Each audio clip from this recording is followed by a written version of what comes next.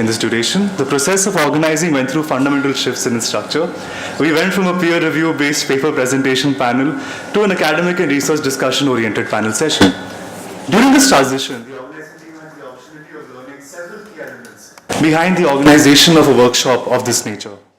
Most importantly, we had the chance of interacting with a wide spectrum of individuals involved in the research field of urban development.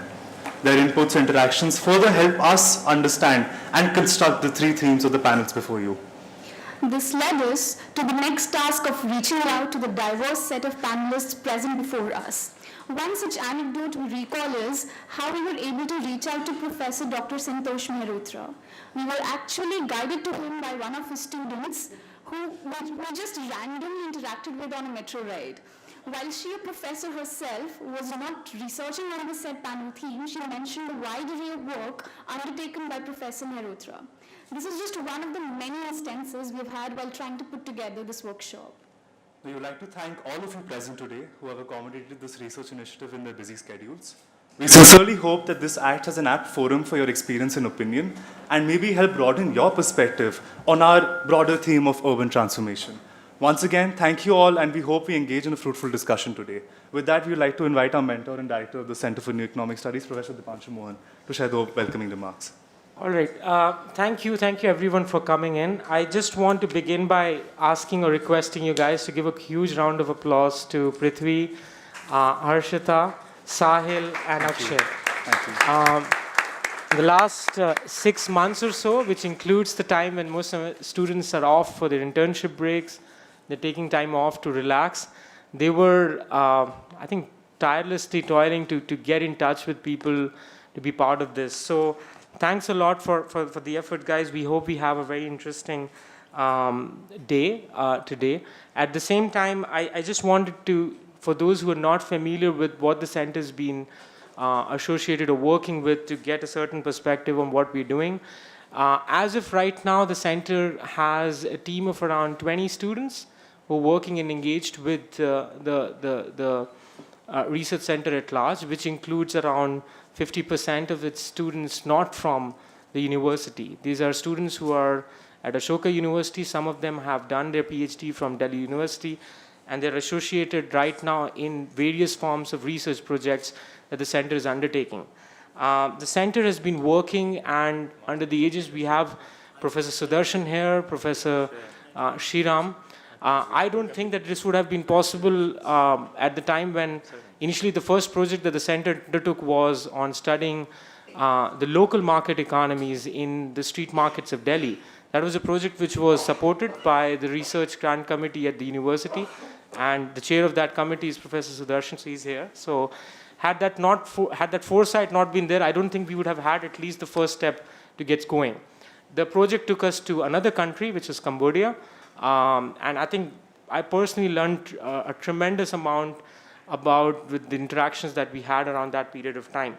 So one can go on and on to get about the journey. The center's been associated with the School of International Affairs, and Shriram is the dean of the school, and he's given absolute support and autonomy for undertaking almost any kind of projects that the center wants to take. So I think it really brings anyone who wants to initiate or innovate to have is absolute autonomy, at the same time also give regular feedback to students and get them associated. So I think most of the students that have been associated with the center can share their own experiences about it as you get a chance to interact with them. All of those who are attending this conference or workshop right now at this point of time are students associated with the center. So you can probably see that most of who are present are right there. At the same time, what I would probably want you to be a bit aware of the objective of the workshop. So Professor Hyun, Dr. Mara, two of the scholars from London School of Economics who are connected probably in the last year and a half, have been working in the areas of urban development in different perspectives. Professor Hyun, I think this is your first visit to India. So we thank you for your time and making all the effort to come down to our campus. At the same time, I think the perspective of this workshop is to give or develop a set of research questions. So you'd be seeing that there are a set of research questions that every panel has. The objective would be to include every person's response to be aligned as close as possible to these questions. And based on the points that each speaker makes, we'll identify a set of questions towards the end of the workshop for the research clusters to be able to undertake in the next year, which is 2020. Now, the research clusters are three, as the way that they've been organized. I think they've been structured this semester, so it will take around the next 6 months for them to be probably incubated of sorts for centers to work. What are these clusters? The first cluster is, it's titled Law, Policy and Development. It's a group of students, including, Prithvi, Harshita, all of them are part of this, to be able to design projects on their own, undertake what you may call as pilot field visits, and then see what is coming out from the field, to then develop the research project thereafter. So the first 3 months is given to each cluster to develop a certain idea, do their preliminary round of visits, and submit a proposal. Then it would be reviewed by a team of people and scholars. Dr. Raman has been instrumental in supporting Prithvi's quest to kind of go and study the government schooling projects and learning outcomes. We hope to kind of build on that in the next few months.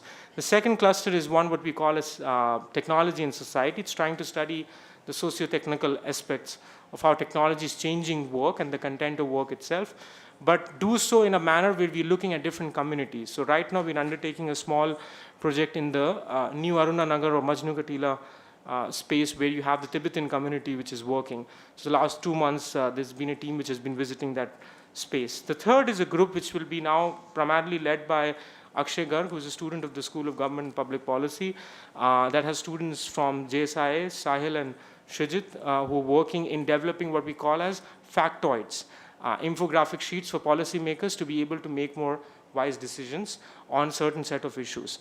So with that, I will just allow Professor Hyun to begin his lecture.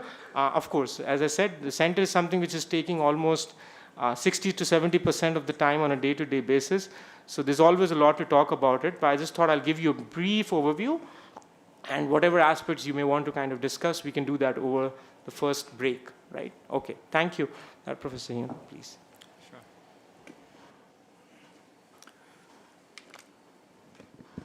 Well, thanks so much, Dipanshi, for wonderful for introduction and also invitation to come and give this talk. As Dipanshi was mentioning, yes, it is my first time to India, my first time to almost everywhere that I am paying a visit during the last few days. Great pleasure to be here, to be giving this talk and to be able to interact with colleagues and students, and also very nice to see some old faces as well. Bubasner Swari, who I happen to interact at LSE, it's nice to see her here again. What I'm trying to say in the next maybe half an hour to 35 minutes, so that we make sure that we have time for discussion and also tea break, will be about Asia, but specifically about South Korea. And especially thinking about how South Korea was able to somehow go through very rapid urban changes, rapid process of urbanization, verticalization of cities, and how the experience can be understood, especially from state-society relations.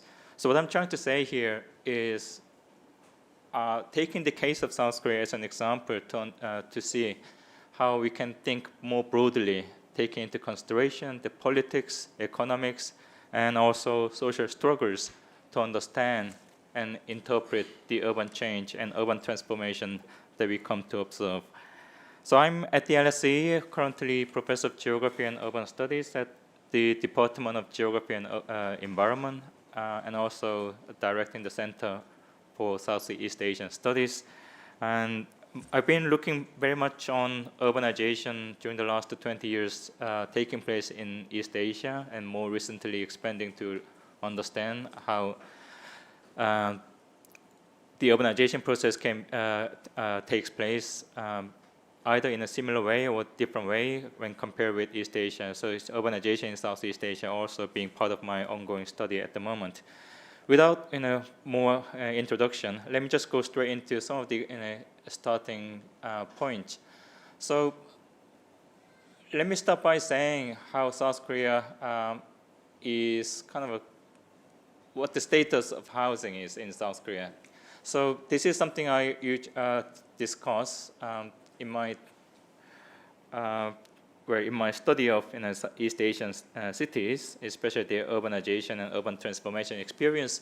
One thing that comes out to be very interesting and noticeable is the verticalization, or what I refer to as vertical accumulation, that makes a tremendous use of densification to turn low-rise housing areas into high-rise condominium concentration areas.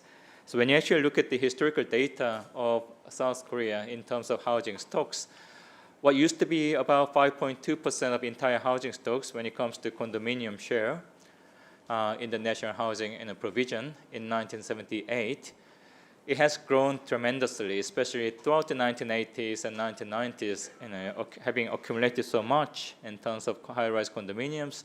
The majority of housing is now in condominium sector. Basically, condominium occupies the majority of housing provision in South Korea, reaching about 60% of housing units in 2015.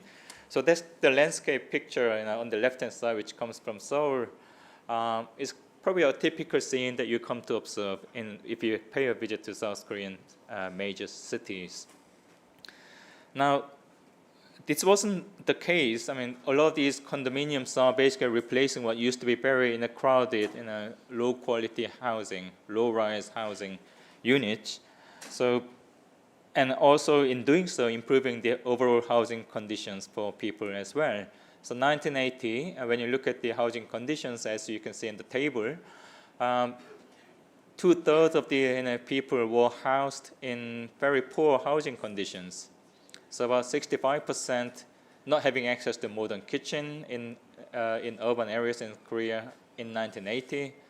And also in 1980 in Seoul, 50% of households in Seoul not having access to modern kitchen and also to modern flush toilet. So you get to see a high share of population not having access to good quality housing, but then the situation dramatically changing and improving.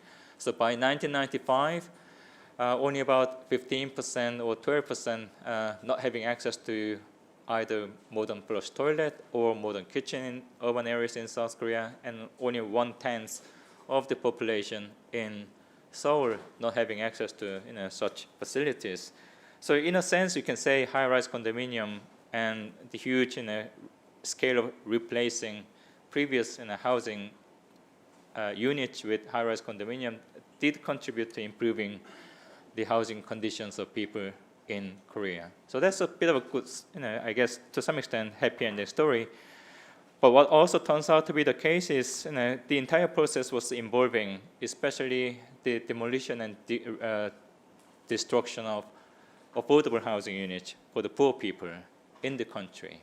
So what turns out to be this, the history is, as you can see on the slide, between 1960s and 70s, as South Korea was going through a huge scale of urbanization, a lot of shanty towns or substandard settlements, or what can be seen as kind of slums with apostrophes, were evolving on hilly mountainsides. So the right-hand side picture is typically what you can see, you would have seen in those years, emerging in large numbers and accommodating a large share of the municipal population, basically housed in these low-quality slum-ish settlements, providing housing and basically suppressing the cost of labor reproduction, but at the same time, basically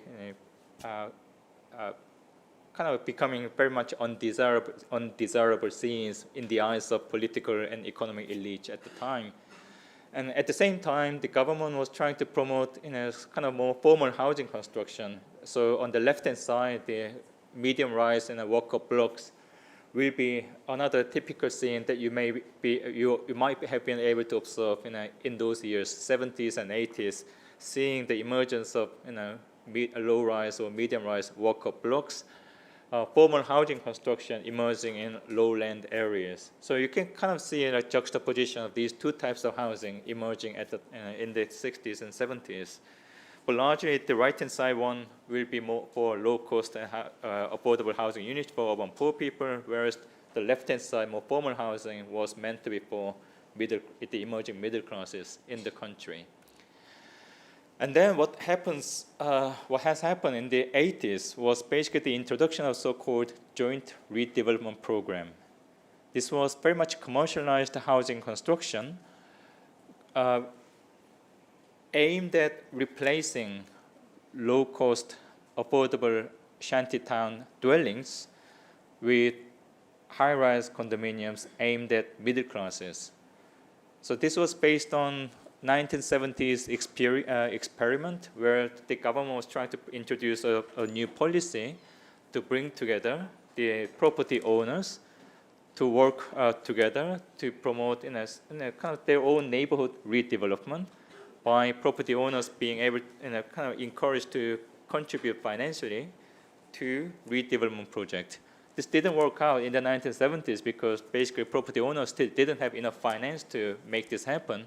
So what the government actually did in the 1980s, and we started with this introduction of the program, JRP in short, in 1983, property owners were encouraged to work with developers, private developers, and developers meant to be providing expertise of construction and planning, and also finance. So property owners providing finance, working with property owners who provided their land and housing sites to be able to subject to redevelopment.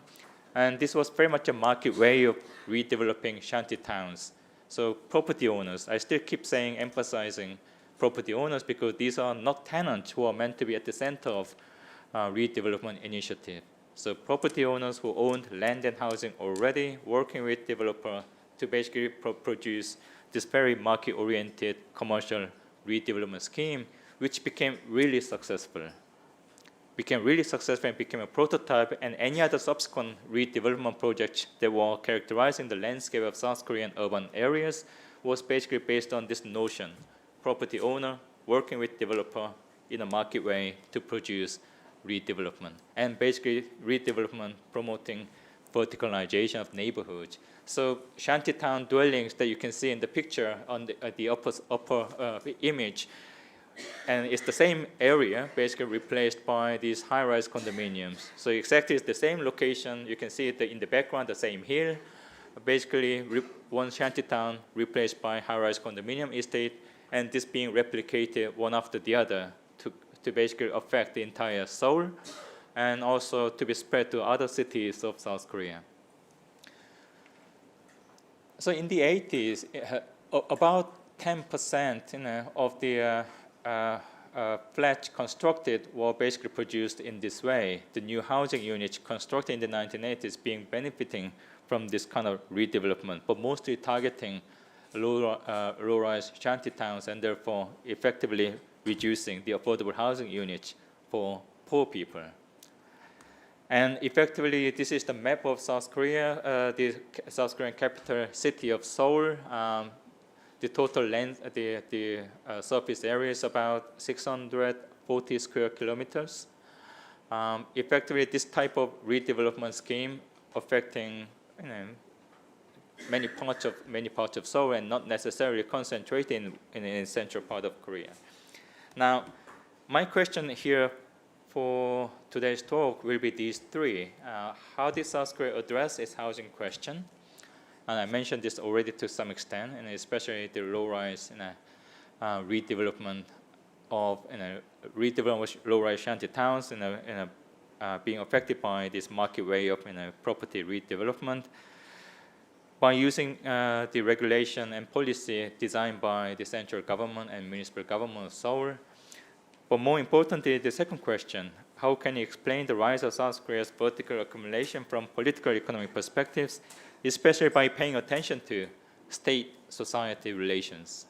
And what lessons can you draw for critical understanding of urban transformation, which is one of the main topics, or the key topic for today's workshop? So these are the kind of keywords that I'm going to throw out to you and come back to towards the end of my talk in my conclusion. Spatial, temporal context are becoming very important. So the spatial and temporal dimension within which such urban transformation takes place will be very important.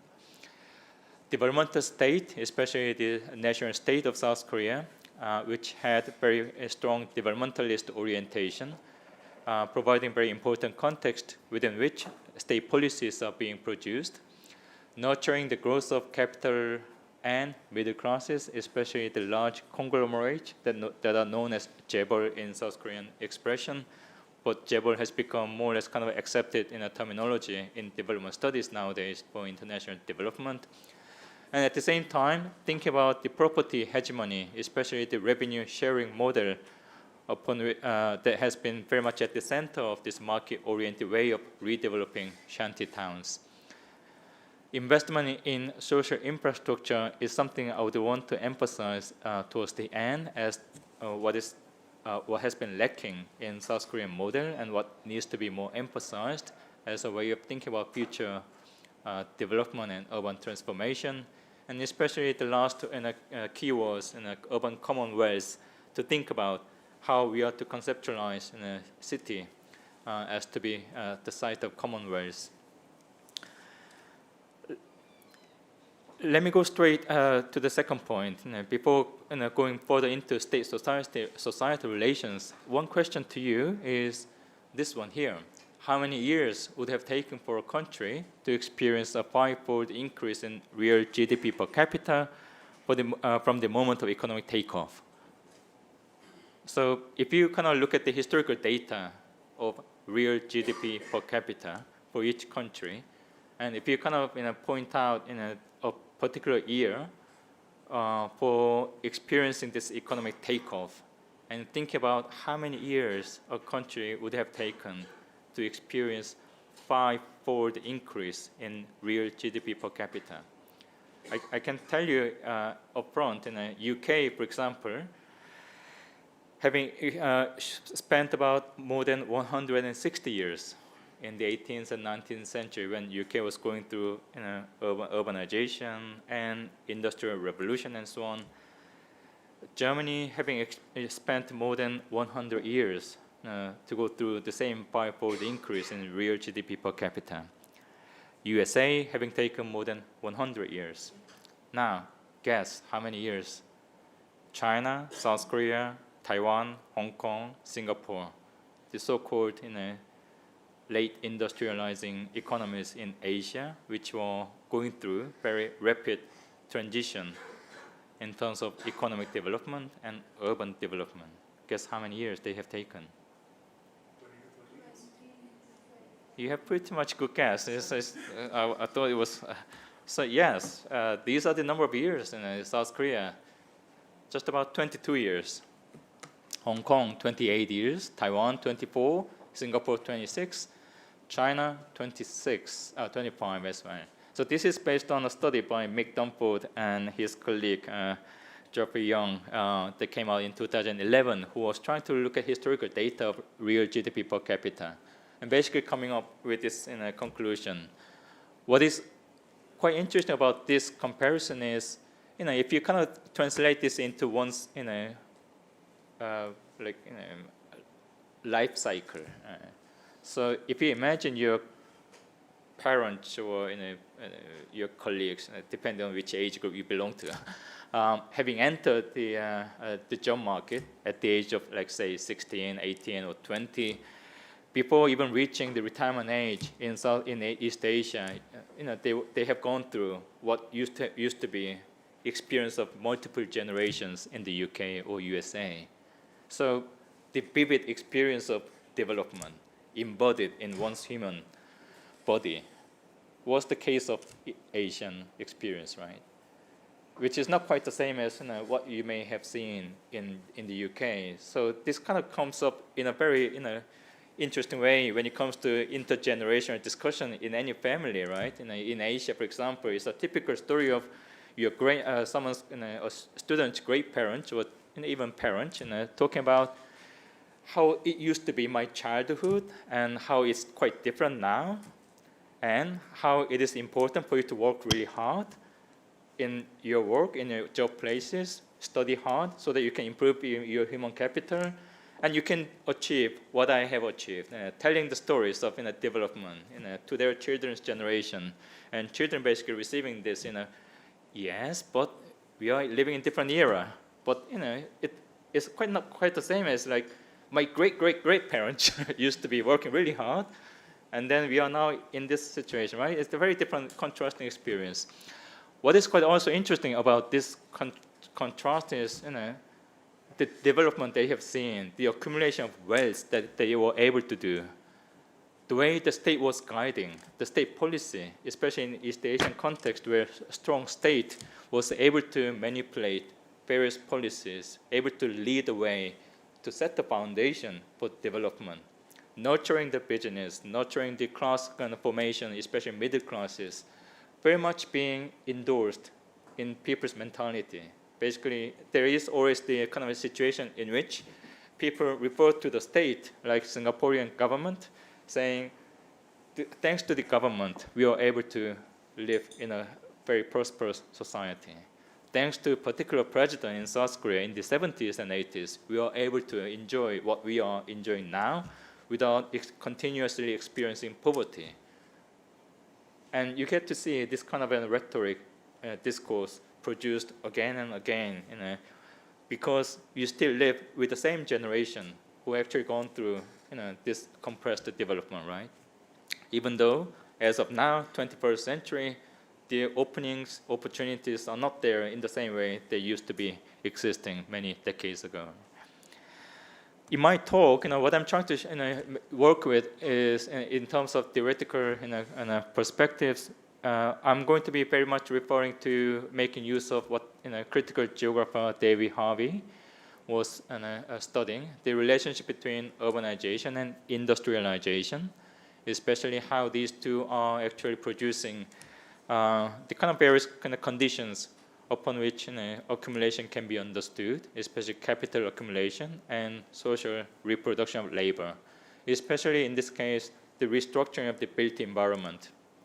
The second nature that produces infrastructure and promotes accumulation of fixed assets, such as factories and other productive the assets to sustain industrial production.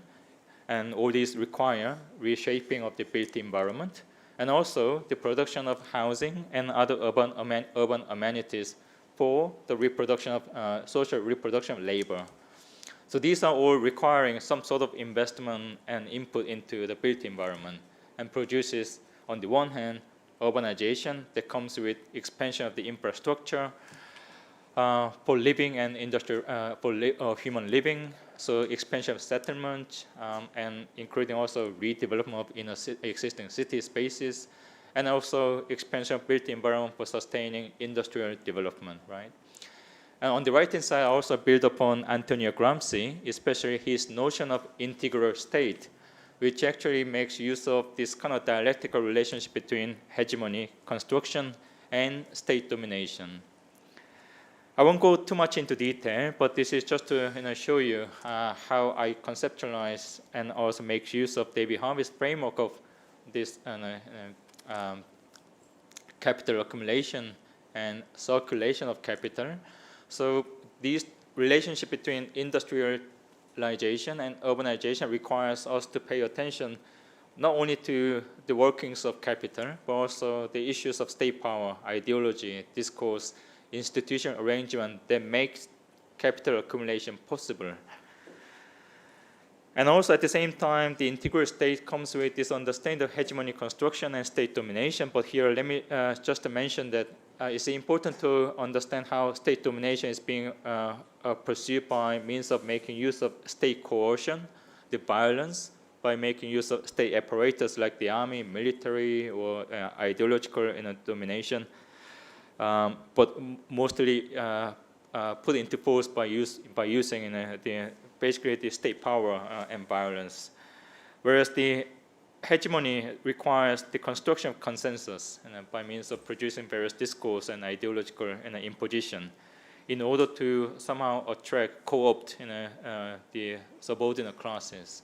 So that subordinate classes are also coming to have some sort of false consciousness, adopting the ideology and discourse of the ruling class even though the ideology and discourse does not represent their own class and position.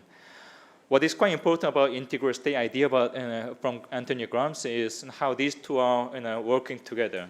So sometimes state violence and coercion becomes a lot more active and powerful, but this doesn't necessarily mean hegemony or co-optation of the subordinate class doesn't happen. So sometimes, but then, in a similar way, sometimes co-optation of the subordinate class by means of ideological imposition and consensus construction is quite heavily pronounced, but it doesn't necessarily mean state violence itself is completely absent. Yeah? These are all existing side by side, but the relationship can be quite different from time to time, and this really requires us to understand the state-society relations at a particular point in time and space. By using these, let me go into how I understand the South Korean context as an example. So if you look at this, the slide here, I try to show how the politics timeline on the left-hand side play out, starting with 1960s military ruling in South Korea. So without going too much into detail, let me say in brief, in a very concise summary of South Korean political timeline.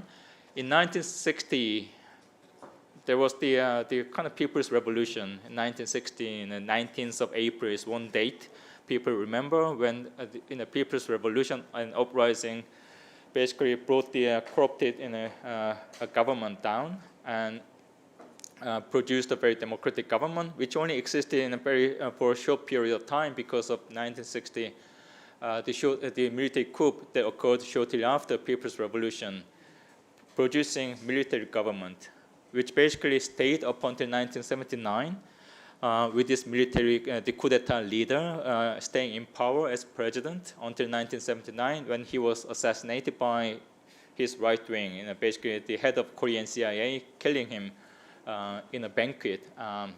But that kind of briefly opened up a space of democracy. But again, another military coup came into force in late 1979, only a couple of months after the killing of the president, and basically sustained the military ruling for another 8 years. And only in 1987, huge, another massive democratization and a protest, kind of opening doors for direct election, but existing military regime somehow was able to sustain their ruling by basically by benefiting from division within the opposition groups and basically winning the election and remaining in power until more or less until 1997. And it was only in 1997 when the South Korean politics saw for the first time opposition leader becoming president through peaceful election. So the entire period between 1960s up until 1997 was ruled by the right-wing conservative government, the same kind of class and the political elite, basically staying in power, benefiting from previous military coup. Now, what can be also interesting here about this is when you actually see the transition in the 1980s, the whole military government coming to face huge democratization movement was the period of 1980s. And also the 1980s was the period when joint redevelopment was being produced. Now, going back to joint redevelopment, you can kind of see why this particular type of development was being introduced. And here, what I'm trying to say in a summary way is this table here. So when you actually look at the state-society relations, what turns out to be the case in the 60s and 70s when South Korea was going through this very compressed way of urbanization and industrial development, and South Korea being identified as one of the Asian tiger economies, having accumulated so much in terms of industrial production, industrial capital, is the time when authoritarian developmental state was basically ruling the country, leading the way, nurturing businesses for them to grow so that they become large conglomerates to be more competitive in the international market. But at the same time, suppressing the civil society development by means of making use of coercion, state violence. And basically, this is the time period when coercion, state violence was more actively pronounced up until late 1980s. Whereas from the 1990s, the situation has been reversing. This was the time when democratization becoming very much pronounced, labor movement becoming very strong, student movement becoming very strong, and very intellectuals joining hands with students' movement and labor movement, and these were kind of adding pressure on the government. And this also produced a kind of a very different state-society relations where the state has to find a way to change the way they dictate the society. So from the moment of early 1990s, consensus building became a lot more important for maintaining the state legitimacy. And this is where the property hegemony became very important, where the property dominated ideology construction to co-opt the middle class and also the working class becoming very important. So I don't have much time. I think I have just under 5 minutes. So let me just say in a concluding way a few important points. So up until late 1980s, we basically saw this type of relationship, developmental statism very much underlining the urbanization process and urban development in South Korea, where the strong state intervention in both society and economy helping nurture the growth of capital and also the formation of the middle classes, subordinating urban policy to industrial policy, because industrial development was very much prioritized at the time, selective resource allocation so that available resource was geared towards industrial development and not necessarily social well-being. Social welfare was very much in the hands of individual families. What is known as what Ian Holiday in Hong Kong was referring to as productivist welfare was very much dictating the rise of welfare, the kind of welfare system in Asian economies, including South Korea, where individual families' responsibility was more important since the state was helping nurture the industrial development by diverting resource to industrial capitalists. So this kind of produced a very particular accumulation system where the state society, social political stability was very much dependent upon the acting of repressive regimes, which was basically making use of state apparatus to impose coercion and violence, and kind of suppressing democratization movement and so on and so forth in the 70s, despite all this very much present. And this is where a lot of redevelopment activities were and eradication effort to clear shanty towns also took place in the 70s and 80s by means of using force to basically clear shanty towns as much as possible to transform urban space and to somehow modernize urban space and beautify them in the 70s and 80s. So this was still taking place, but in a way that was making use of state force and violence, where people, the state violently evicting people. And this is just one example of an interviewee that I was in a meeting many years ago when I was doing my field work in Seoul during my PhD era. One person basically in the late 1960s recollecting her memory of being evicted as a child, when she was evicted together with her parents in a very violent, in an unexpected way, saying, when I came back from my primary school, her house was gone, her parents were no longer there, but she looked around and she found her parents sitting on a dump truck, just waiting to be taken away to a remote peripheral area of Seoul. So this is her beginning year of relocation in a violent way. And a lot of the protests were emerging at the time, of course, in the 70s and 80s. When people were being violently evicted, they protested heavily, but they were also, at the same time, facing heavy violent suppression as well. So these were all accumulating over time.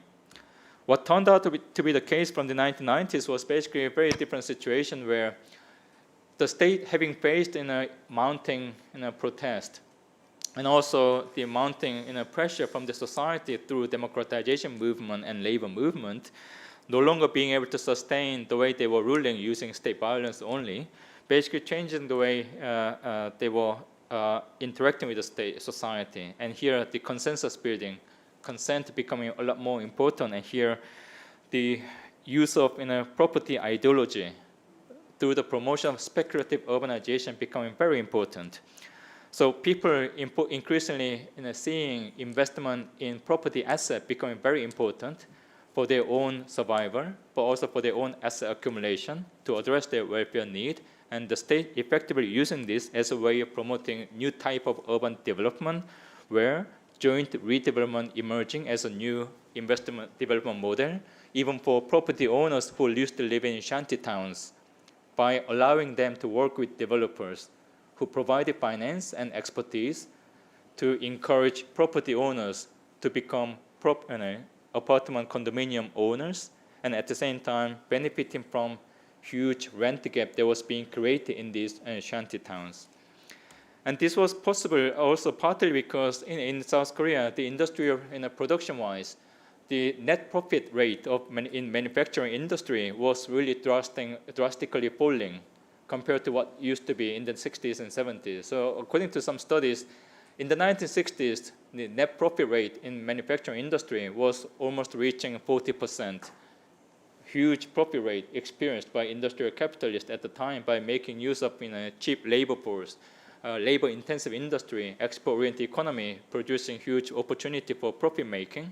But this model continues to produce huge amount of profit, but in a decreasing rate of profit in the 80s, 70s, and the rate coming down to 28%. And in the 1980s, basically reaching 17%, drastic reduction of net profit rate. And this is also the beginning of industrial capitalists increasingly diverting their asset to invest in land and housing, especially land banking become very important for large conglomerates who are trying to acquire as much land as possible to wait for land price to increase so that they don't have to put those land into productive use, but basically sitting on the land to benefit from land price increase so that their overall asset value increasing. So this became another important way of profit generation for industrial capitalists. And here, this is the moment where industrialization becoming subordinate to urbanization. And seeing, as you can see in the graph, a huge increase in absolute amount of real estate investment all of a sudden from 1980s, basically absorbing the investment from large capitalists as well as individual families as well. Middle class formation and expansion becoming very important because these were the main consumers of these new properties, and the consumers and the producers of property oriented ideologies as well, and who are very much into various ways of strategies to strengthen their asset bases by means of investing in real estate property. I won't go through too much into detail about these images, but these are some interesting images of books and conferences which are basically targeting these middle classes and even lower classes, for them to somehow find a way to strategically invest in real estate assets, self-educate themselves to become investors. And this also, of course, comes with many protests, of course, by people who are still being negatively affected. But what is also interesting nowadays is the state violence is a little hidden. So state violence still being exercised through various implementation laws and regulations, but these are more or less hidden because they are kind of hidden underneath more active use of private force, for example. This is an image of some commercial tenants protesting, but who are facing private security company hired basically thugs who are basically suppressing the commercial tenants, but whose activity is being protected by the state. So the state doesn't come out very openly to suppress these protesters, but these commercial thugs and commercial companies who are working in security areas producing the manpower to suppress tenants, but being protected by the state, and therefore state violence itself is being hidden, and state being kind of staying away from being accused of producing this violence. So the last couple of points before I finish is basically this model of commercial market-oriented way of redevelopment is basically making use of revenue sharing model by means of taking advantage of rent gap being produced. Rent gap that refers to the potential ground rent that an area may experience when the area is put into higher and better use by going through redevelopment. and the current ground rent on the basis of current use. So if you imagine a very poorly developed area, but being benefiting from improved infrastructure connection, surrounding areas going through development, but this particular area remaining dilapidated, the area will experience a larger amount of rent gap being experienced. So that if the area is put into future development, the ground rent will surge immediately, right? This can happen also by means of planning redesignation. So agriculture farmland almost overnight redesignated as industrial land or commercial real estate site, going through a surge of ground rent. So this rent gap becoming the base for producing this revenue sharing model that is known as joint redevelopment. So property owners take a portion of rent, a part of rent gap being produced. Developer also taking a portion of rent in a rent gap by generating profits when they invest in those areas. And maybe even if you provide any concession to tenants, this happened in 1989 in South Korea, tenants were able to somehow find a way to be rehoused in relocation and housing if they were eligible. But if this happens, the concession is based on a portion of the rent as well, right? So there's an equation, basically, that dictates who's going to get which portion of the rent created in this rent gap expansion. What turns out to be quite interesting is, when it comes to think about future social struggle, there's a limitation of revenue sharing model, which is basically a lot of the discussion about how we are to improve the livelihood of tenants or the fate of property owners, especially poor property owners who try to get some share of the rent but not really benefiting heavily. Or minimizing the amount of profit to be enjoyed by developers or the state. And this all requires some sort of rebuilding of the equation, right? But within this rent gap-based revenue sharing model. And this is how the state was also able to maintain this model itself, which is socially and spatially unjust, but keeping the model going forward. And the problem is, when you keep this, we don't have a way of changing the system itself. So this is how the system has been continuing since 1983 in South Korea up until now. Basically, this model itself doesn't change, not changing, based on property hegemony, property ideology that is basically observing not only middle classes but lower classes who have this dream of becoming a property owner and being able to accumulate their asset, but without really having a chance actually to do so, but still living with the dream. So the lessons I produce is basically these. The South Korea's property-based urban development model is deeply embedded in the specific spatial-temporal context of 1960s up until recently, where the particular state-society relations and state-capital relations were forming. And the model is perceived by the developmental state in its pursuance of nurturing the growth of industrial capital and middle classes as supporter of the state, while individuals who are responsible for social reproduction of labor, and minimize the financial contribution by the state in subsidizing the collective consumption, and therefore a welfare responsibility largely in the hands of individual families and individuals. And this also laying the ground for producing property in a hegemony-based urban development model that is known as joint redevelopment model, and similar models based on basically that model. A rent gap-based revenue sharing, which widens asset inequality and leaves little room for non-financial contributors to benefit, such as tenants. While acknowledging the need of strengthening the public sector finance and therefore the use of land as asset to finance urbanization, there is a need to ensure that appropriate rents are used for investment in social infrastructure. Because in Asian economies, what used to happen is the rent is being appropriated by developers or especially the state to invest in physical infrastructure that in turn benefits only industrial capitalists or more affluent people who benefit from improved infrastructure, but not necessarily in expanding social infrastructure for the general population, especially for the poor. It also requires us to understand, and here I build upon Margaret Kahn, the political scientist in the United States, who conceptualizes the term urban commonwealth, where the wealth being created in cities is not necessarily the wealth being enjoyed and produced by the workings of the state and more affluent class, but it's wealth being produced by having contributions from all sectors of the society. Even the poor people, by their own sweat equity, being contributing to the creation of the wealth, and therefore the city wealth that is being created is to be also enjoyed by the general population and not necessarily by the political and economic elite. With that, I stop my talk. Thank you very much.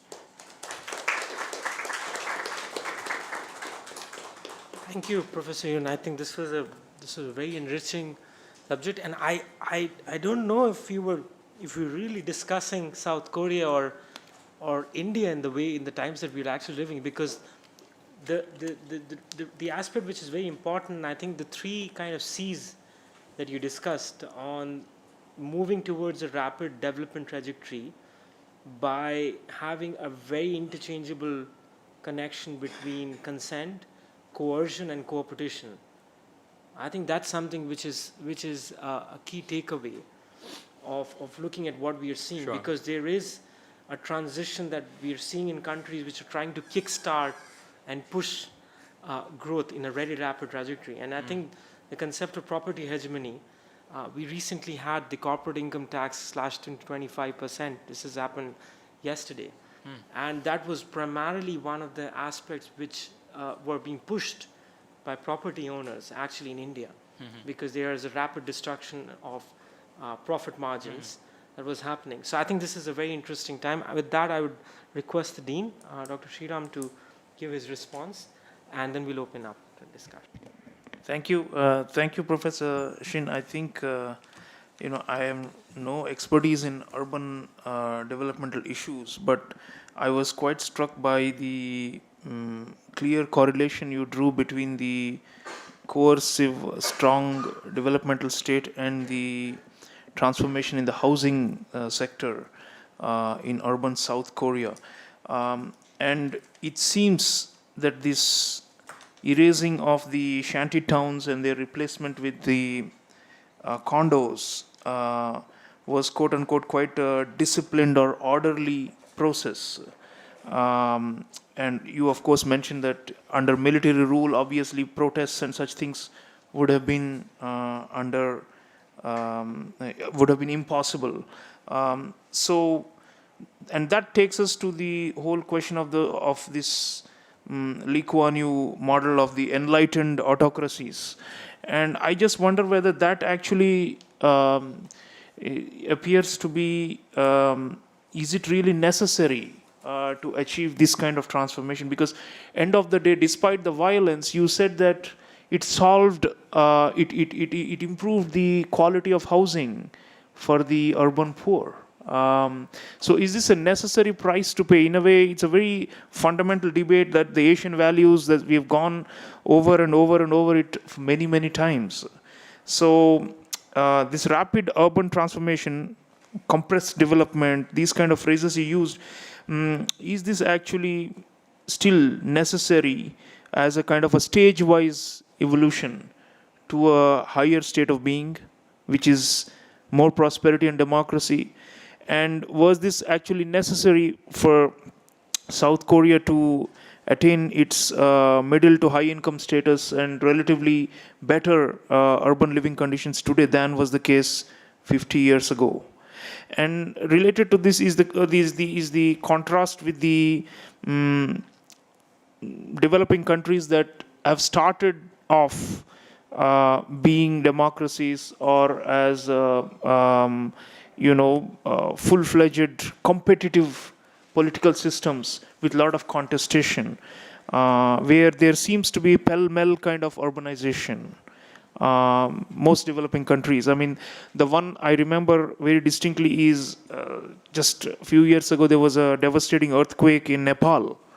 And the whole of Kathmandu pretty much was built in this pell-mell fashion with a very weak state and absolutely no state guidance and complete leeway for citizens as well as migrants from rural areas, as well as property developers to use their connections to flout all building norms and codes. And the earthquake, it is estimated, caused far more damage because of the unplanned nature of the construction, which in turn is a reflection of the weakness of the state. Nepal, in this case, was actually emerging from monarchical rule just after 2007 and seemed to lack the kind of enforcement of the state that was necessary to streamline this process. So urbanization happened, but in a way that was very, very risky, especially to natural disasters. On the contrasting side, one I can think about is Rwanda. Now, Rwanda, as you know, in southern Africa, is often called the Singapore of Africa. And for good reasons, because under Paul Kagame, who's, I think, now completed 25 years of developmental autocracy, there has been a huge transformation. Kigali, they say, the capital of Rwanda, was built through a developmental master plan led by the president himself. And they say that it is the most organized and the most beautiful city in the whole of Africa. And shanties hardly visible, and housing. And then, of course, they check the migration. It's a very controlled process to maintain the supply-demand ratio between housing needs and housing supply and people coming in and seeking housing. So apparently it seems, at least from the yardstick of urban housing, Rwanda is a success while Nepal is a failure. But then the trade-off is that Nepal, gradually the civil society, all these forces are now far more involved in shaping the society and in the politics of the future of the country. And Rwanda remains totalitarian, not even authoritarian. And the state uses a lot of force, and it's actually run by securocrats, as they're called. People from the intelligence services who run pretty much the whole country. But they say that we've turned it into Switzerland or a Singapore. So what should we be advocating from a normative standpoint? The Nepal model or the Rwanda model? That's my question. The second one is, you didn't touch upon what happened to the rural areas in South Korea while this massive industrialization and urbanization was happening. Were they all depopulated through mass migration that was guided by the state to the urban areas? And if so, what happened to the rural economy? And is that also a trade-off? In other words, I didn't hear much about the demographic change over these 30, 40 years. You've only been talking largely about the politics and the market and the housing situation. But what is the demand and how has it changed for housing over time? And is the continued migration happening, or is there now a situation where there is trickle down, where, as the Chinese are saying now, they're going to create urban amenities in rural areas and transform a lot of rural areas into tier 3 or tier 4 types of cities themselves? And I think China is the example where they have built, 400 or 500 new cities in the just last 20 years or something like that.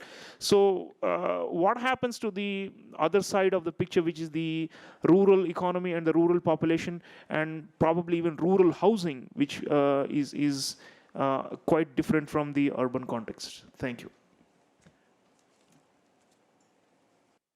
So if you don't mind, yeah, what we could probably do is just take a couple of questions and then perhaps then have time for responses. So anyone who has any questions as of now? Okay. All right. So Dr. Raman, Rohi.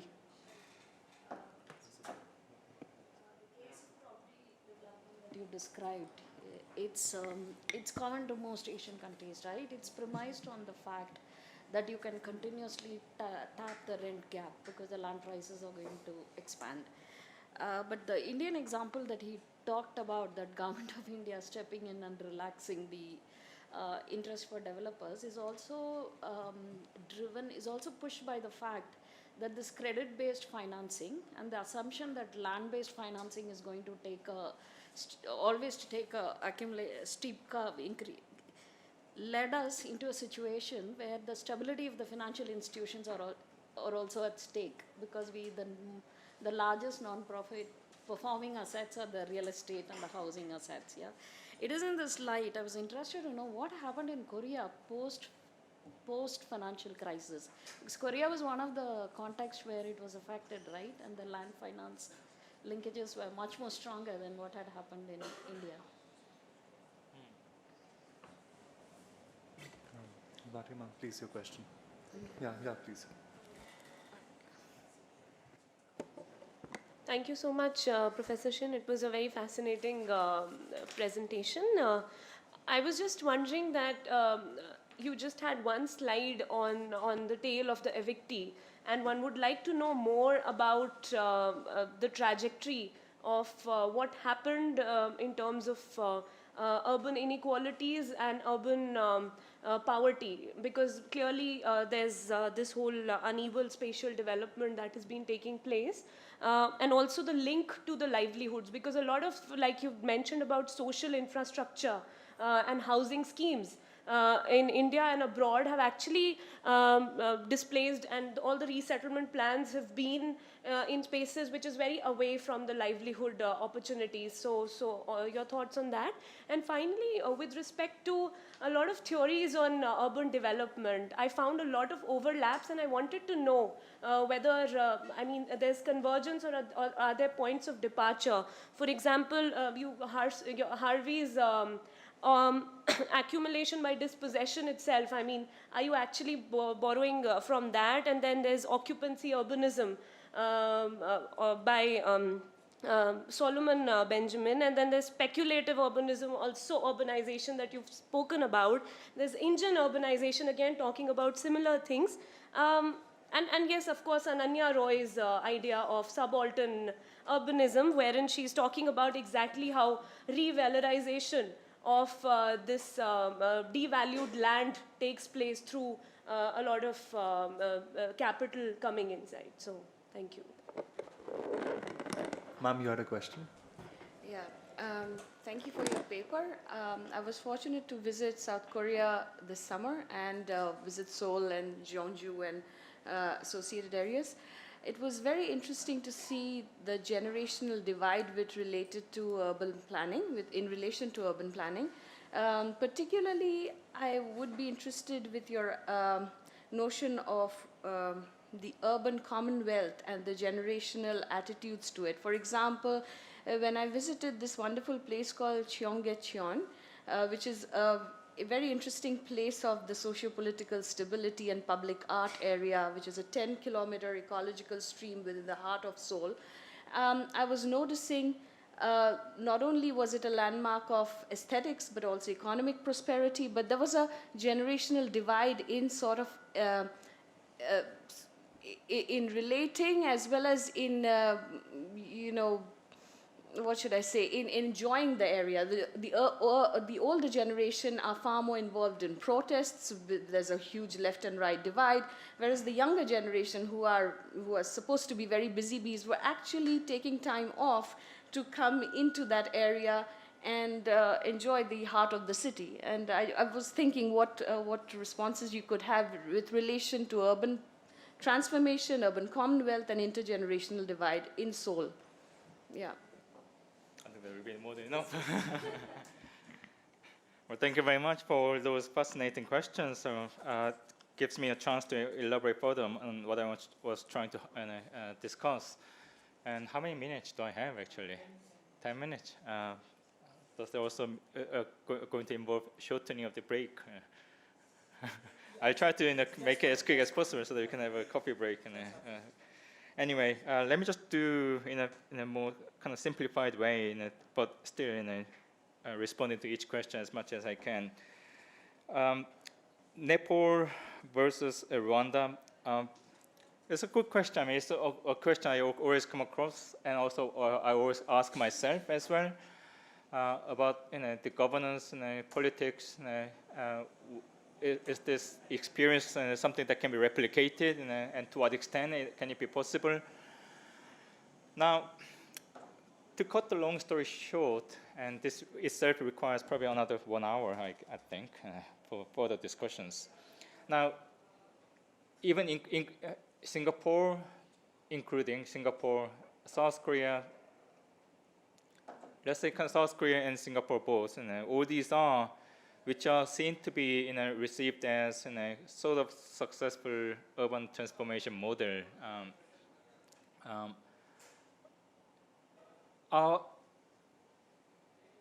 were occurring in a particular time and space. Again, I go back to in a particular time and space, and especially geopolitical dimension as well as national political and economic context within which this development was made possible. So if you can think of all those conditions that were actually making this happen, it's almost impossible to replicate these conditions. It's easier to replicate a high-rise condominium estate, but replicating this to such a scale that that was seen in Korea or Singapore will be almost impossible. I tell you why. One example, by just listing a few bullet points. South Korea was able to do this in the 60s, 70s because it was also going through a huge process of industrial development, which was producing a lot of people to be able to have some jobs, to accumulate their own asset bases, but mostly savings. The huge amount of the savings at the national level, in addition to huge amount of foreign loans that the South Korea was receiving, were coming together to produce the national territorial development, regional development, in a very uneven way. So Seoul plus a few industrial clusters, which were forming as part of export processing zone, and so on, were basically receiving the accumulating the capital to speed up the process of development. But this also created a very interesting ways of thinking about where the capital was coming from in order to put into urban development. It's also possible because South Korea being the region that South Korea, including and also Singapore, was able to develop their export-oriented economy was because of particular geopolitical situation at the time, the Cold War, basically allowing South Korea and Singapore, Taiwan as well, to be able to benefit from more kind of preferential treatment when it comes to accessing U.S. market, low labor-intensive industry, producing commodities that can be absorbed by the U.S. market at the time, because they were providing support for U.S. hegemony in the region. And at the same time, and they were also able to benefit from the late 1960s and 70s, especially in the mid-70s, benefiting from relocation of industrial production facilities from the Western economies when Asian economies like South Korea, Taiwan, and Singapore were the more likely receiving end of the relocating facilities, when many other post-colonial economies were a little hesitant from working closely with Western imperial capitalists, but these Asian economies were more likely to be offering their land and resource to accommodate these relocating facilities from increasingly post-industrializing Western economies. All these were coming together to produce this very amenable situation for accumulation, which was allowing the state to accumulate enough capital to be put into infrastructure development and fixed asset accumulation. And this all created also the expansion of the middle classes, increasing in the 70s and 80s, who are opening up, who are opening their eyes to the ideas of investing more in property, especially land and housing, to accumulate their wealth. And they're kind of creating the base for such high-rise condominium construction to be happening at national scale, but starting in Seoul, where the concentration of wealth was more evident. So it's not the story of entire South Korea, every corner being subject to this, but it's in a very uneven way. Seoul, big metropolises like Busan, Incheon, being the first destinations and still becoming the major target areas, but spreading to other more smaller and regional cities. In the same way, China has gone through. Now, rural areas is a very important question. rural areas becoming very much shrinking, not in territorial size itself, but to some extent, yes, because of emerging towns and the urbanizing process. But also, the population was basically shrinking rapidly. So the urbanization rate in South Korea is about somewhere between about 85%, I would imagine now. So it's, it can be even close to 90%. There also means a lot of the migration to look for jobs to go flowing into cities like Seoul. This was the case of Seoul, and it's receiving a lot of migrant population. This is the region for Shantytown expansion in the 60s and 70s as well. But also meaning that older generation left behind to engage in agriculture, any kind of remaining agricultural production. But increasingly, agricultural production no longer being feasible, and available space opening doors for small-scale industries, which are mostly not large-scale ones, but small-scale ones, which are more kind of pollution-generating. Which also means the labor force in rural areas were largely lacking, and therefore, in the 80s and onward, we get to see South Korea's import of foreign labor in rural areas, but to engage in small and medium-scale industries, which are based in former or current rural areas. So and this also happens in small and medium-sized cities, which used to be seeing the concentration of labor-intensive industries. Now observing foreign labor from South Asia as well as in Africa, and mostly from South Asia in particular, to engage in labor-intensive industries based in small and medium-sized cities, where you get to see a lot heavy presence of migrant workers. So this is the kind of situation that you get to see in rural areas as well as in small and medium-sized cities in Seoul, in South Korea, and therefore greater unevenness in terms of what you observe in terms of spatial production and consumption. Now, the other question about Dr. Raman's question about rent gap, credit-based financing, and post-financial, and how this kind of comes out to be the case in post-financial crisis. Land has become very instrumental, yes, because in South Korea, land price has increased so much.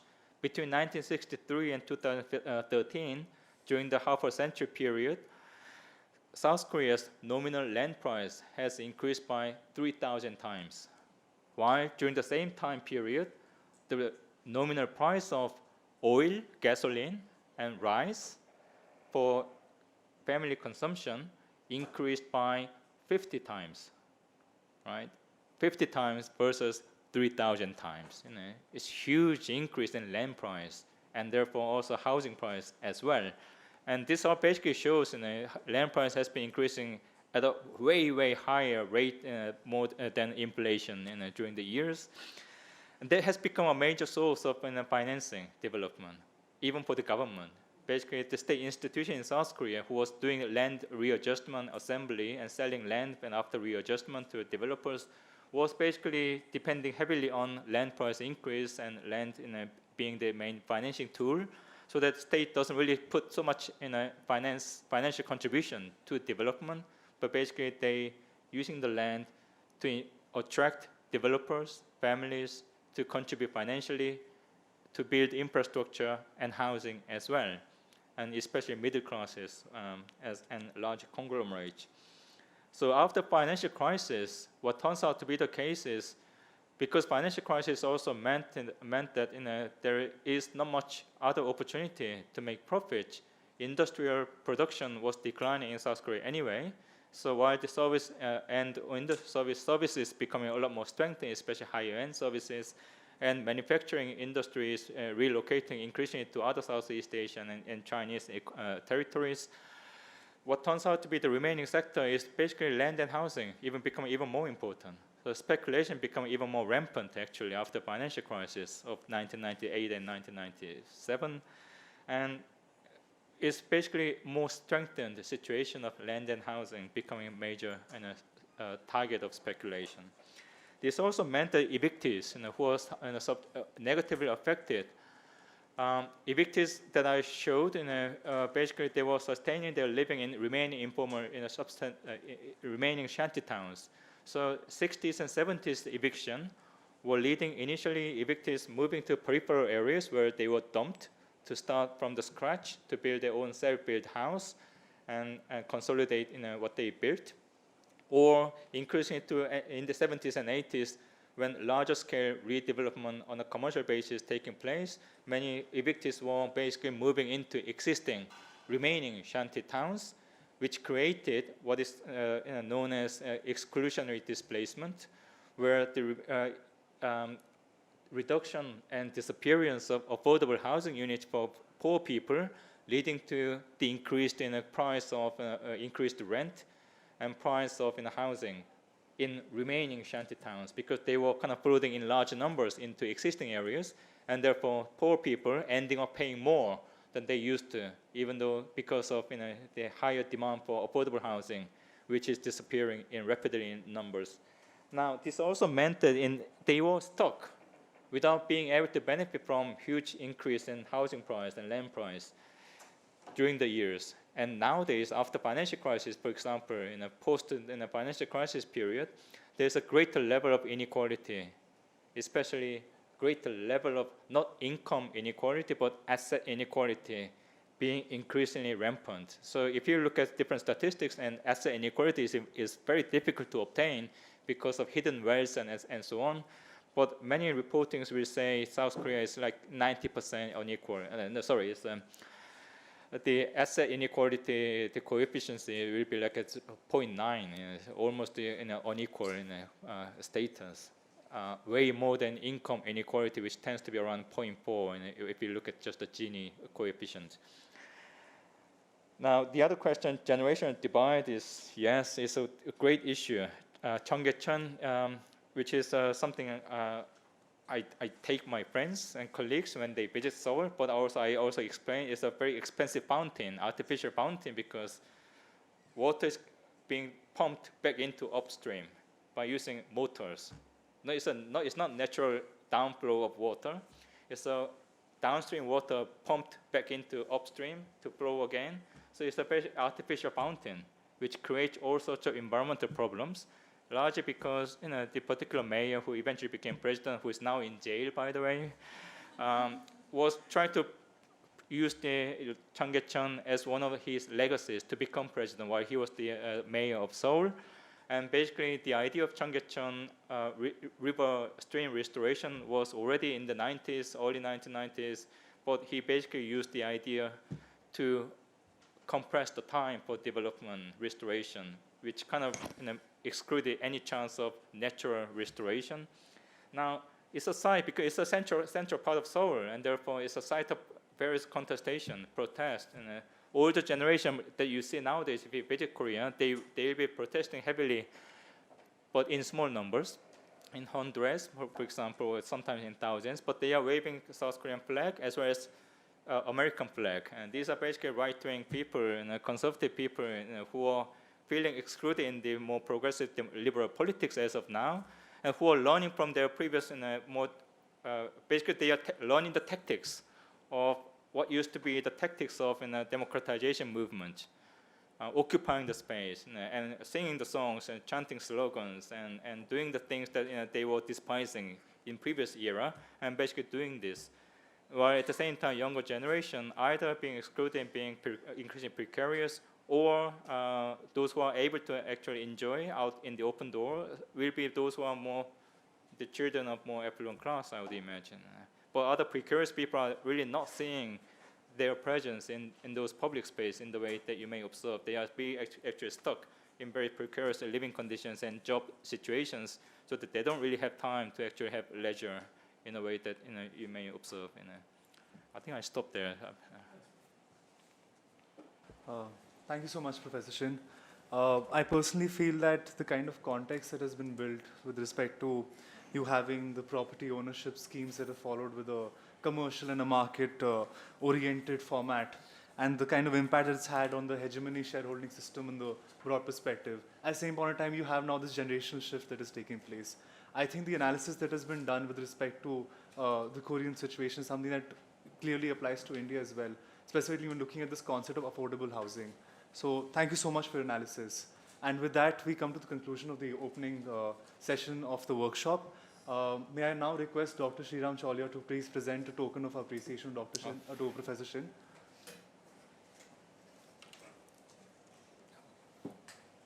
Thank you, Professor, for your time and for knowledge and sharing so much value to us and a wonderful keynote. This is a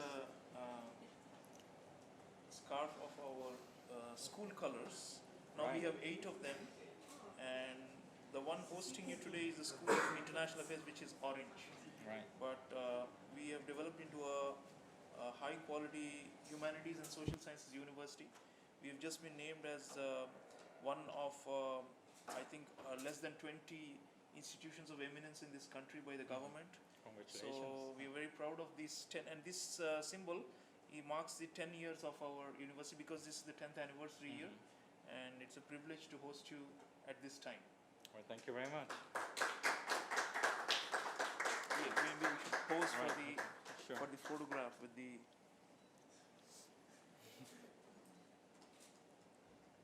Thank you so much. My Thank pleasure. You, sir. Thank you. Thank you, Professor. Thank you, Dr. Chaulia. May I now request everyone to please join us for snacks outside. Thank you. Outside, we'll just